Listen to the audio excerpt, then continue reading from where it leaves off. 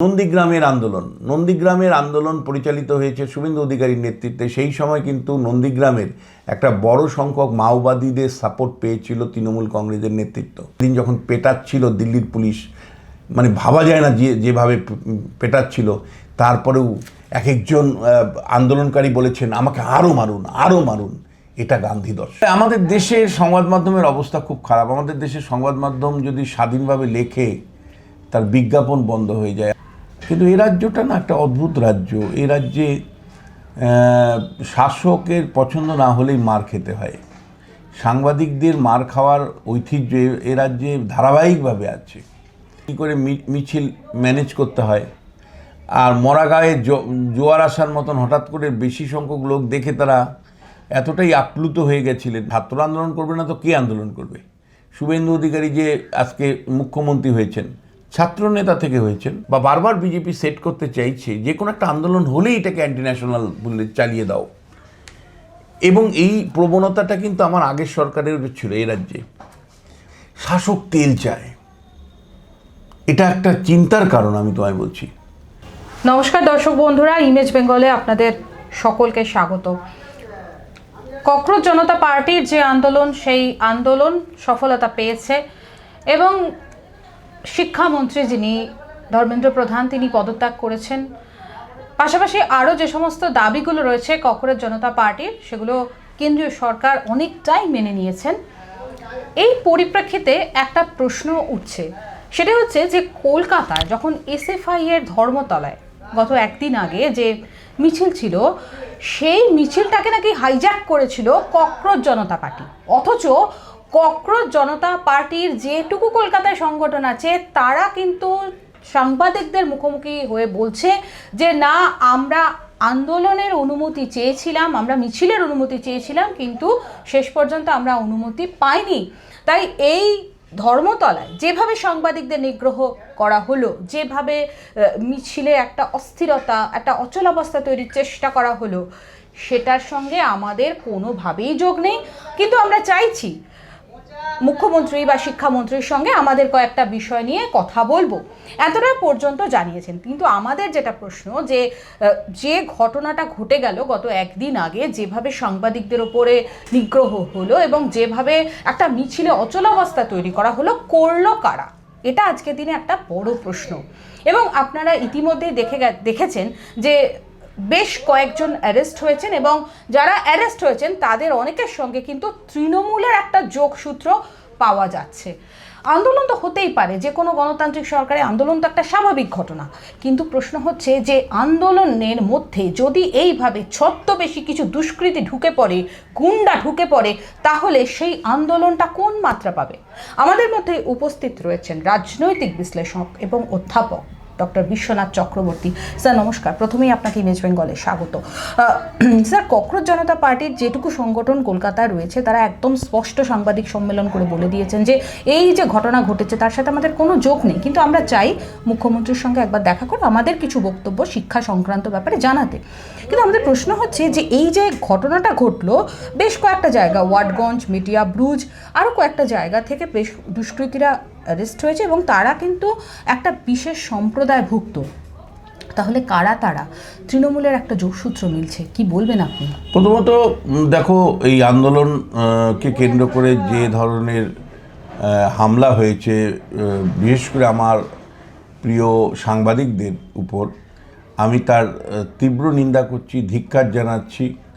সাংবাদিকদের উপরে মানে আঘাত করা, এটা আমার উপরে আঘাত করা বলে আমি মনে করি।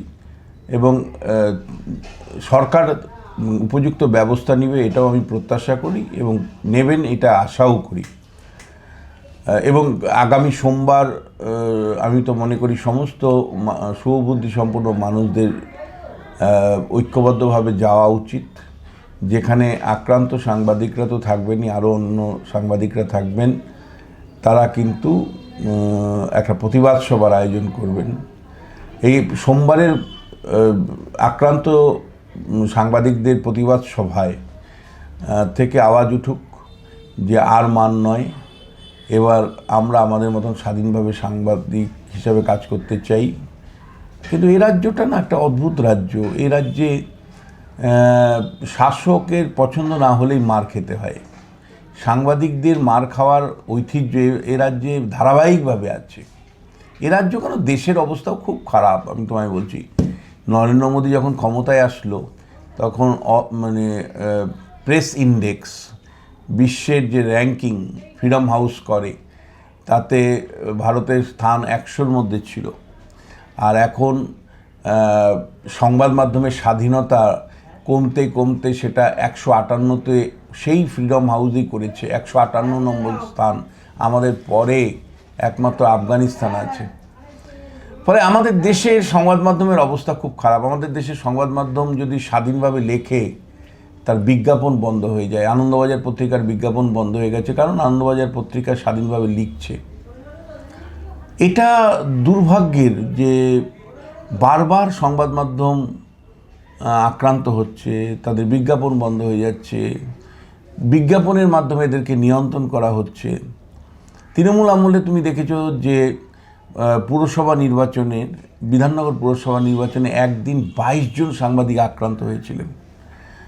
পুরসভা নির্বাচন কভার করতে গিয়ে তৃণমূলরা ভোট লুট করছিল, সেই লুটের ছবি আর দেখানো যাবে না, এবং সেই কারণে তাদের উপর চড়াও হয়েছিল তখনকার তৃণমূলের নেতারা, এবং তারা এত মারধর করেছিল যে বহু সাংবাদিককে দিনের পর দিন হাসপাতালে কাটাতে হয়েছিল। এক্ষেত্রে অত্যন্ত দুঃখজনক। কিন্তু এরা কারা, এটা তো ইম্পর্টেন্ট। এবং ইতিমধ্যেই রাজ্য সরকার শনাক্ত করেছে 70 জনের নাম, মুখ্যমন্ত্রী বিধানসভায় বলেছেন তাদের কঠিন থেকে কঠিনও শাস্তি হবে, এটাও আমরা মনে করছি। মুখ্যমন্ত্রী গুন্ডা দমন আইনের প্রয়োগের কথা বলছেন। এবার এটা দেখার যে গুন্ডা দমন আইন আন্দোলনের সাথে সম্পর্ক মানুষ, তাদেরকে দেখিয়ে গুন্ডা দমন আইনটাকে প্রয়োগ আদতেও করা যাবে কি না।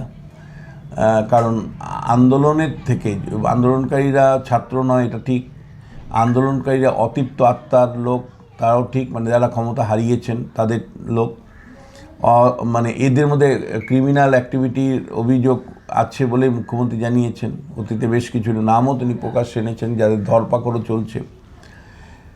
কিন্তু তারপরেও আইনি ম্যারপ্যাচে এদের যেহেতু একটা আন্দোলনের মধ্যে ছিল, ফলে আন্দোলনের মধ্যে থাকার জন্য গুন্ডা দমন আইনটাকে প্রয়োগ করা যাবে কি না। কারণ গুন্ডা দমন আইন ওয়েল অর্গানাইজড ক্রাইম হিসেবে দেখানো হয়। যখন রিপিটেটিভ আইনের যে সংজ্ঞা, তাতে বলা আছে যে যার হ্যাবিচুয়াল অফেন্ডার তারা যদি হয়ে থাকে তাহলে একরকম, কিন্তু যদি ওয়ান টাইম যদি করেই থাকে তাহলে কিন্তু এই আইন প্রয়োগ করার সুযোগ নেই, এবং আদালতে গেলে কিন্তু আইন চ্যালেঞ্জের সম্মুখীন হবে। তাহলে ওই প্রশ্নটাই যে বিরোধীরা বারবার তুলছেন, যে গুন্ডা দমন আইন তৈরি করা হয়েছে বিরোধীর আন্দোলনকে দুর্বল করার জন্য, বিরোধীরা আন্দোলন যাতে না করতে পারে তাদের বিরুদ্ধে মামলা করার জন্য, সেটা প্রতিষ্ঠা হবে।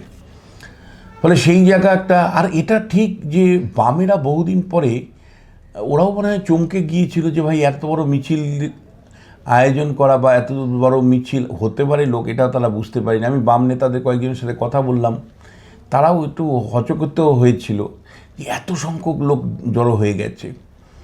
কারণ বামেরা সাধারণত 100-150 লোককে নিয়ে মিছিল করে লাস্ট 10-12 বছর, দু একটা ব্যতিক্রম ছাড়া। বামেরা ভুলে গেছে মিছিল ম্যানেজ করে কী করে। ধরো এক সময় বামেরা যখন ক্ষমতার বৃত্তে ছিল, আমরাই দেখেছি যে প্রতি 100 জন মিছিলে হাঁটার লোকের প্রতি ওরা একজন করে ভলান্টিয়ার দিত, একদম নাম লিখে দিত, এবং একেবারে ভলান্টিয়ার শেষ মানুষটি পর্যন্ত একজন ভলান্টিয়ারের নিয়ন্ত্রণে থাকতো। ফলে ক্ষমতার বৃত্তের বাইরে চলে যাওয়ার ফলে বাম নেতারাও ভুলে গেছেন যে কী করে মিছিল ম্যানেজ করতে হয়। আর মরা গায়ে জোয়ার আসার মতন হঠাৎ করে বেশি সংখ্যক লোক দেখে তারা এতটাই আপ্লুত হয়ে গেছিলেন যে এই মিছিলে কিছু লোক নাশকতা করবার জন্য যে ঢুকেছেন সেটা তারা খেয়ালই রাখেননি। এটা বাম নেতৃত্বকে দায়টা নিতে হবে, কারণ মিছিলের আয়োজন তারা করেছিলেন, বলে তাদেরকে দায় নিতে হবে। কিন্তু তাই বলে এই মিছিল কিন্তু আমি কোনো মতেই তার যে সমস্ত যুব সমাজ অংশ নিয়েছিল তাদেরকে ছোট করতে চাই না। আমি বিজেপির মতন বলতে পারবো না যে এরা অ্যান্টি ন্যাশনাল, আমি বলতে পারবো না যে এরা ডিপ স্টেটের পার্ট। গণতান্ত্রিক দেশ, সেখানে ছাত্ররা যেভাবে মানে ছাত্র আন্দোলন করবে না তো কে আন্দোলন করবে? শুভেন্দু অধিকারী যে আজকে মুখ্যমন্ত্রী হয়েছেন ছাত্র নেতা থেকে হয়েছেন, কাথি কলেজে স্টুডেন্ট ইউনিয়ন করে তারপরে আজকে তিনি বড় রাজনীতিবিদ এবং দেশের মুখ্যমন্ত্রী, রাজ্যের মুখ্যমন্ত্রী হয়েছেন। এই তাপস রায় আরেকটা নাম। তাপস রায় তো না মানে এখনও ছাত্রনেতা বললে লোকে বেশি বোঝে। মমতা বন্দ্যোপাধ্যায় ছাত্রনেতা, তাহলে ছাত্রনেতার আমাদের সুজন চক্রবর্তী থেকে শুরু করে, ফলে ছাত্র আন্দোলন হবে না এটা হতে পারে না। মানে এখন কিন্তু আমি বলছি এক ধরনের বিজেপি সমর্থক, অধ্যাপক, জার্নালিস্ট, ছাত্র আবার আন্দোলন করবে কেন, এই যে ভাবটা নিচ্ছে এটা কিন্তু ঠিক নয়। ছাত্ররাই তো প্রতিবাদ করে। একটা দেশের গণতন্ত্র কি কেবলমাত্র নির্বাচন? একটা দেশের গণতন্ত্র হলো যে দুটো নির্বাচনের মাঝে মানুষ কতটা স্বাধীনভাবে সরকারের উপর প্রশ্ন রাখতে পারে, মানুষ কতটা স্বাধীনভাবে সরকারকে প্রশ্ন তুলতে পারে, মানুষ কত স্বাধীনভাবে সরকারের ভাবনা চিন্তাগুলোকে নিয়ে আলোচনা করতে পারে, ডিসকাশন করতে পারে, ডিবেট করতে পারে। ফলে ডেমোক্রেসিতে ডিসকাশন, ডিবেটের বিরাট গুরুত্ব আছে। কিন্তু আমি লক্ষ্য করছি যখনই কোনো আলোচনা, ডিবেট, ডিসকাশন হচ্ছে একটা এন্টারলি পোলারাইজড ওয়েতে হচ্ছে। হয় তুমি মুসলমান, না হলে তুমি হিন্দু। আর হিন্দুদের মধ্যেও তুমি রাষ্ট্রবাদী কিনা। আরে হিন্দুদের মধ্যে অনেকে মানে রাষ্ট্রবাদী ভাবনাটা বিজেপির পলিটিক্যাল এজেন্ডা, পলিটিক্যাল প্রজেক্ট। আমি হিন্দু হয়েও রাষ্ট্রবাদী না হতে পারি। আমি রবীন্দ্রনাথ ঠাকুরকে কোট করে বলছি, রবীন্দ্রনাথ ঠাকুর আন্তর্জাতিকতাবাদে বিশ্বাসী ছিলেন। রবীন্দ্রনাথ ঠাকুর অ্যাগ্রেসিভ রাষ্ট্রবাদের বিরোধিতা করেছেন। অর্থাৎ বিজেপি যে ধরনের রাষ্ট্রবাদের কথা বলে সেই ধরনের রাষ্ট্রবাদের তীব্র বিরোধী ছিলেন রবীন্দ্রনাথ ঠাকুর। ফলে রবীন্দ্রনাথ ঠাকুর সবসময় মনে করতেন যে আগ্রাসী জাতীয়তাবাদ পৃথিবীর ধ্বংসের কারণ হতে পারে, মানব সভ্যতার পক্ষে বিপজ্জনক। ফলে আগ্রাসী জাতীয়তাবাদের পরিবর্তে আন্তর্জাতিকতাবাদের কথা রবীন্দ্রনাথ খুব দৃঢ়তার সাথে বলেছেন। বহু বাঙালি রবীন্দ্রনাথকে বিশ্বাস করে। পশ্চিমবাংলাতে ঘরে ঘরে তুমি বাঙালি পাবে যারা সিপিএম করে না, যারা বিজেপি করে না, যারা তৃণমূল করে না, তারা রবীন্দ্রনাথ ঠাকুরকে করে। তারা রবীন্দ্রনাথ ঠাকুরকে অনুসরণ করে, বিশ্বাস করে। তারা মনে করে মহাপুরুষ, মহামানব আমাদের এই দুর্ভাগার বাংলায় জন্মেছিলেন। তার ভাবনা চিন্তা আমাদের মাথায় প্রতিনিয়ত হন্ট করে।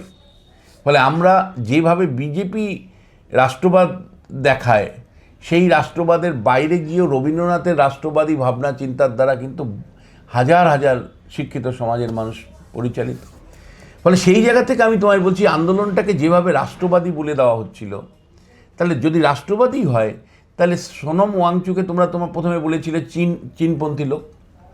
যে লোকটা চীনের এজেন্ট, যাকে তোমরা কারাবাস করেছো 13 মাস, সেই মানুষটা যদি সত্যি চীনের এজেন্ট হতো তাহলে নরেন্দ্র মোদী, অমিত শাহরা দিনের পর দিন তার সাথে আলোচনায় জন্য জেপি নাড্ডাকে পাঠিয়েছিলেন কেন, জিতেন্দ্র সিংকে পাঠিয়েছিলেন কেন, এবং শেষ পর্যন্ত সোনম ওয়াংচু কার হাতে মানে অনশন ভাঙলেন?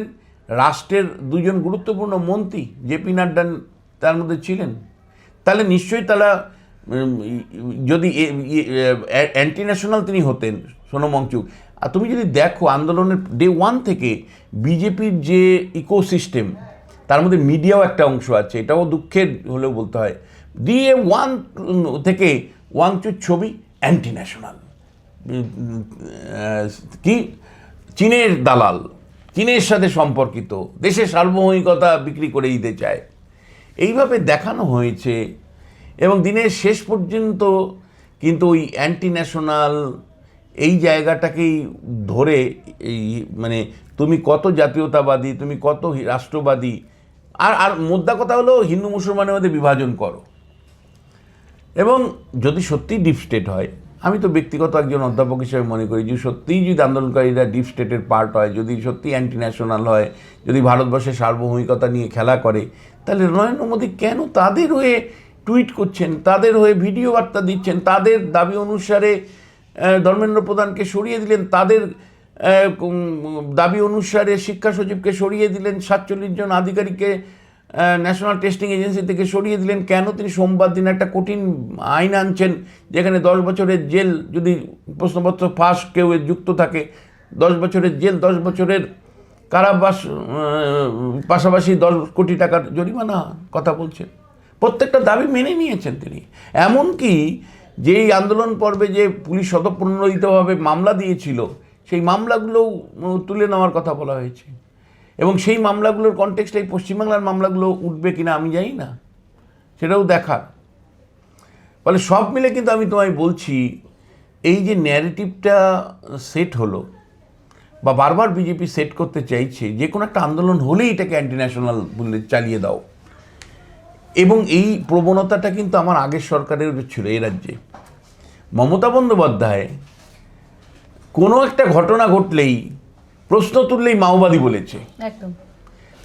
ইয়েতে তোমার গিয়ে শিলাদিত্য চৌধুরী একজন কৃষক পশ্চিম মেদিনীপুরের, তিনি প্রশ্ন তুলেছিলেন দিদির সারের দাম এত বাড়ছে কেন, সঙ্গে সঙ্গে তাকে দাগিয়ে দিয়ে বলা হলো যে এ হলো মাওবাদী। আমি চিনতে পেরেছি, এর চেহারা দেখেই বোঝা যায় মাওবাদী, চেহারা দেখে মাওবাদী। এখানে টুম্পার কথা তোমার মনে থাকতে পারে, বারাসতের মানে ধর্ষণ এবং মৃত্যুর ঘটনা। বারাসত কেসের ক্ষেত্রেও কিন্তু মুখ্যমন্ত্রী সরাসরি প্রতিবাদকারীদেরকে মাওবাদী বলেছিলেন, টুম্পা, কয়াল, মৌসুমী এদেরকে। এবং এইটা কার্যত একটা কালচারে পরিণত হয়েছে যে প্রতিবাদ কেউ করলে তাকে মাওবাদী বলো, আর না হলে এদেরকে অ্যান্টি ন্যাশনাল বলো। এই ন্যারেটিভটার আমার মতে সবচেয়ে ডেঞ্জারাস ন্যারেটিভ। কারণ ডেমোক্রেসি সবসময়ই মনে রাখবে, তুমি রাইট টু রেজিস্ট্যান্স হলো তোমার fundamental right. Right two resistance, সরকারের বিরুদ্ধে প্রতিরোধ গড়ে তুলতে পারছো কিনা। সরকারের বিরুদ্ধে তুমি লিখলে আর সঙ্গে সঙ্গে তোমার সংবাদপত্রের বিজ্ঞাপন বেরিয়ে বন্ধ করে দিলাম, এটা কাপুরুষতা। তুমি প্রতিযুক্তি যদি থাকে দাও, তোমার চ্যানেলে আমার একটা বক্তব্য গেল বা তোমার চ্যানেলে একটা নিউজ গেল, সঙ্গে সঙ্গে সরকার তোমার চ্যানেলের বিজ্ঞাপন বন্ধ করে দিল, এটা তো কাপুরুষ। যদি তুমি গণতান্ত্রিক মনের হয়, তুমি যে বক্তব্যটা রেখেছো, আমার যদি পাল্টা বক্তব্য থাকে, আমি সেটা তোমার চ্যানেলে এসে বলে যাব, মানুষ বিচার করবে, শেষ বিচার মানুষ। কিন্তু আমাদের রাজ্যে দুর্ভাগ্যের সাথে বলি, মমতা বন্দ্যোপাধ্যায় সরকার সেই চ্যানেলগুলোতেই বিজ্ঞাপন দিতেন, সেই কাগজগুলোতেই বিজ্ঞাপন দিতেন যারা বছর বছর মমতা বন্দ্যোপাধ্যায়কে তেল দিত। এই তেলের ট্র্যাডিশনটা কিন্তু অব্যাহত থাকছে। শাসক তেল চায়, এটা একটা চিন্তার কারণ। আমি তোমায় বলছি, নাগরিক সমাজের থেকে যে কোনো শাসক শুধু মনে করে যে আমাকে খোসামত করুক, আমাকে আমার ইতিবাচক দিকগুলো শুধু নিয়ে বলুক, আমার নেতিবাচক দিকগুলো যেন একেবারে না বলে, বললেই খড়গহস্ত, বললেই ইউএপিএ আইন। ফলে খুব দুর্ভাগ্য। আর এটাও দর্শকদের বলতে চাই যে আপনাদের মধ্যে ক্ষোভ হয় সাংবাদিকতা নিয়ে, সংবাদ মাধ্যম নিয়ে, সাংবাদিকদের ভূমিকা নিয়ে, যে কেন এত শাসক দলের হয়ে তারা বলছেন। কিন্তু দয়া করে আপনারা একটা জিনিস বুঝুন, যারা সংবাদ মাধ্যমে কাজ করেন তারা হাউজের কাজ করেন। তাদেরকে যে এডিটোরিয়াল পলিসি বলে দেওয়া হয়, তারা তো কর্মচারী মাত্র। ফলে তাদেরকে যে এডিটোরিয়াল পলিসি বলা হয় তাদের সেইভাবেই কাজ করতে হয়। তাদের প্রতি আপনারা কিন্তু যেভাবে সেদিন একটা অংশ, অবশ্যই বিরাট জনতা যারা আন্দোলন স্বতঃস্ফূর্তভাবে এসছিল তাদেরকে বলছি না, যে সামান্য একটা অংশ রাজাবাজার, অভিযোগ হচ্ছে রাজাবাজার থেকে শুরু করে বিভিন্ন অঞ্চল থেকে এসছিলেন, তারা যেভাবে চড়াও হয়ে সাংবাদিকদের হেনস্থা করেছেন, গালমন্দ করেছেন, মারধর করেছেন, সেটা তীব্র তীব্র নিন্দা জানাচ্ছি, কঠিন কঠিন শাস্তি দাবি করছি। আপনাদের বুঝতে হবে, কোনো সংবাদ মাধ্যমের সাংবাদিক তিনি কিন্তু সেই হাউজের পলিসি শুধু ইমপ্লিমেন্ট করে, তার বেচারার কোনো দোষ নেই। তিনি আমার আপনার মতন কর্মচারী, এবং সেই কর্মচারী হিসাবে তাকে কাজ করতে হয়। প্লিজ এটা একটু বোঝার চেষ্টা করুন। আপনাদের রাগ আছে, একসময় আমি দেখতাম বামেদের রাগ থাকতো, বামেরা দূরদর্শনের অধিকর্তার কাছে গিয়ে রাগ দেখিয়ে আসতো, মানে সেই দূরদর্শন ঘেরাও কর্মসূচি পালন করতো। তা আপনাদের যদি সত্যি রাগ থাকে তাহলে সেই হাউসের মালিক পক্ষকে চিঠি দিন, রাগ জানান। কিন্তু মালিককে আপনি কিছু বলছেন না, আর রাস্তায় বেচারা সাংবাদিকরা পেলেই আপনি তাদেরকে মারধর করছেন, গালমন্দ করছেন। আপনার বাড়িতে ছেলে মেয়ে নেই? ওই আমাদের রিপোর্টার, তারও তো একটা পরিবার আছে, তার বউ বাচ্চা আছে, তারও স্বামী আছে। আপনারা যখন হেনস্থা করছেন তার পরিবারের অবস্থাটা একবার দয়া করে ভাবুন। তাকে যে হিউমিলিটেট করছেন, তার পরিবারের সামনে তার উপস্থিত হতে কেমন অসুবিধা হচ্ছে, সে তো নিজের থেকে করছে না। প্লিজ আপনারা বোঝার চেষ্টা করুন। সাংবাদিকদের কাজকর্ম পুরোপুরি হাউসের নীতি অনুসারে হয়। হাউসের মালিক যেভাবে যা ঠিক করে দেয় সেই তার বাইরে 1 ইঞ্চি যাওয়ার সুযোগ নেই, এটাই বাস্তব। অথচ আপনারা লাগাতার সাংবাদিকদের পিটিয়ে যাচ্ছেন, মারধর করে যাচ্ছেন, অসহিষ্ণু আপনাদের। ফলে আপনাদের কঠিন থেকে কঠিন শাস্তি আপনাদের প্রাপ্য। সরকার যদি আপনার যারা দোষী, যারা সাংবাদিকদেরকে মারধর সেদিন করেছেন, তাদের কঠিন থেকে কঠিন শাস্তি যদি সরকার দেয় আমি খুশি হব। আর একই সাথে বলতে চাই যে একটা গণতান্ত্রিক আন্দোলনের যারা পরিচালনা করেন তাদেরকে কিন্তু শিখতে হবে, এক একটা ভুল থেকে শিখতে হবে। কেন বামপন্থীরা সেদিন মিটিং অর্গানাইজ করবার সময় প্রতি 100 জন অন্তর 1 জন বা 2 জন ডেডিকেটেড ভলান্টিয়ার দেয়নি, যে এই 100 জন কী করছে তুই দেখে রাখবি। পরের 100 জনের জন্য আরেকজন ডেডিকেটেড ভলান্টিয়ার দেওয়ার কথা। এগুলো নর্মালি আগে লেফটরা যখন করতো, তাহলে মিছিলটা যাচ্ছে, মিছিলের বাইরে একজন লক্ষ্য করতো যে কে কী করছে না করছে। এইভাবে পুরো মিছিলটাকে নিয়ন্ত্রণ করবার জন্য যদি 100 জন ভলান্টিয়ার দিতে হয় তাহলে দিতে হবে।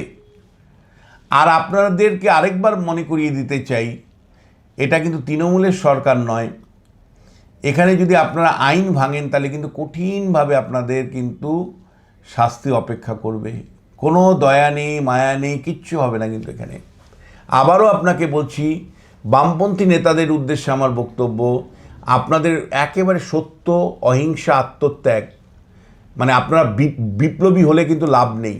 সত্য, অহিংসা, আত্মত্যাগের মধ্য দিয়ে যদি গণ আন্দোলন গড়ে তুলতে পারেন, তাহলে দিল্লিতে যেমন মোদির পরাজয় ঘটল, কলকাতাতেও আপনি রাজ্য সরকারের পরাজয় ঘটাতে পারবেন।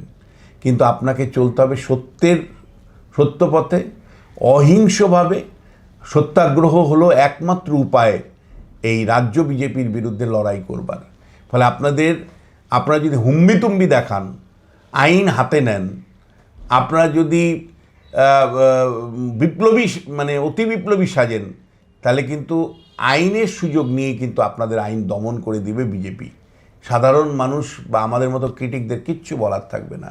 যেমন সাংবাদিকদের যেভাবে নিগ্রহ হলো, তাতে যারা নিগ্রহ করলেন তাদের যেমন শাস্তি দাবি করছি, সেদিন কিন্তু একই কথা বলতে হবে যে কেন আন্দোলনকারীরা আইন ভঙ্গ করলো। সেই জন্য আপনারা সত্য, অহিংসা, আত্মত্যাগ, গান্ধী দর্শনই আপনার জয় নিশ্চিত করতে পারে। যেমন করে ককরোচ জনতা পার্টির জয় নিশ্চিত করলো সত্যের পথে, অহিংসা, আত্মত্যাগের মধ্য দিয়ে, সেলফ স্যাক্রিফাইসের মাধ্যমে। পুলিশ সেদিন যখন পেটাচ্ছিল, দিল্লির পুলিশ, মানে ভাবা যায় না যেভাবে পেটাচ্ছিল, তারপরেও এক একজন আন্দোলনকারী বলেছেন আমাকে আরও মারুন, আরও মারুন। এটা গান্ধী দর্শন। এক গালে চর খেলে আরও গাল পেতে দিতে হবে, মারো দেখি তোমার রাষ্ট্রশক্তি কত তুমি আমায় মারতে পারো। ফলে সেই রকম যদি অবস্থান আপনারা নিতে পারেন, তাহলে শুভেন্দু অধিকারী সরকারের বিরুদ্ধে আপনারা কিন্তু গণ আন্দোলন গড়ে তুলতে পারবেন। আর যদি সেটা না করেন তাহলে কিন্তু বারবার আইনের প্যাচে পড়বেন, পুলিশের অত্যাচারের সম্মুখীন আপনারা হবেন। অতীতে একটা প্রশ্ন তুমি রাখতেই পারো যে অতীতে কি এই ধরনের আন্দোলনে অ্যান্টি ন্যাশনালরা ঢুকে যায়নি? হ্যাঁ, ঢুকে গেছে। যেমন একদম প্রকাশ্যে একটি আন্দোলনের কথা বলি আমি, যেটা আমি বলি না, যেটা বুদ্ধবাবু নিজে বলে গেছিলেন, নন্দীগ্রামের আন্দোলন পরিচালিত হয়েছে শুভেন্দু অধিকারীর নেতৃত্বে। সেই সময় কিন্তু নন্দীগ্রামের একটা বড় সংখ্যক মাওবাদীদের সাপোর্ট পেয়েছিল তৃণমূল কংগ্রেসের নেতৃত্ব, এবং একেবারে প্রকাশ্য এবিপি আনন্দ স্টুডিওতে এসে বুদ্ধবাবু নিজে বলেছিলেন যে মাওবাদীদের সহযোগিতা ফলে ওরা অনেক শক্তিশালী হয়ে উঠেছিল। জঙ্গলমহলে যে সত্যধর মাহাতোর নাম আপনারা শোনেন, সত্যধর মাহাতো তো মাওবাদীদের সাথে সম্পর্কিত শক্তি ছিল, তারপরে ইউপিএ ধারাতে তার জেলও হয়েছিল। এই সত্যধর মাহাতো বা জঙ্গলমহলে মাওবাদীরা কাকে সমর্থন করেছিল? তৃণমূল কংগ্রেসকে সমর্থন করেছিল। মিছিল মিটিং যা এগুলো করতো, তৃণমূল আর মাওবাদীরা একসাথে মিটিং মিছিল করেছে দিনের পর দিন বাঁকুড়া, পুরুলিয়া, পশ্চিম মেদিনীপুরে, ঝাড়গ্রামের। ফলে আমি যেটা বলতে চাইছি যে দেখুন, অতীতে কিন্তু বহু উদাহরণ আছে যে গণতান্ত্রিক আন্দোলনের মধ্যেও কিন্তু মাওবাদীর মতন শক্তি কিন্তু ঢুকে গেছে, এটা ফ্যাক্ট। কিন্তু তার মানে রাশটা কার কাছে থাকছে, এবং আন্দোলন যারা করবেন তাদের গুরুত্বপূর্ণ ভূমিকা হলো যে যারা গণতান্ত্রিক প্রক্রিয়া আন্দোলনে বিশ্বাস করেন না তেমন শক্তিকে কিন্তু আন্দোলনের বাইরে আপনাদের রাখতে হবে, না হলে কিন্তু বারবার রাষ্ট্রশক্তি আপনার বিরুদ্ধে চলবে। একেবারেই স্যার, অনেক ধন্যবাদ। আপনি যেভাবে আপনি সবসময় বলেন যে সাংবাদিকরা আপনার বন্ধু, আপনার ভীষণ কাছের লোক, এবং আপনি যেভাবে আপনার জায়গা থেকে এত সুন্দরভাবে একটা বিশ্লেষণ দিলেন, আশা করি মানুষের কাছে এটা পৌঁছবে এবং মানুষের মনকে নাড়া দেবে নিশ্চিতভাবে আমার মনে হয়।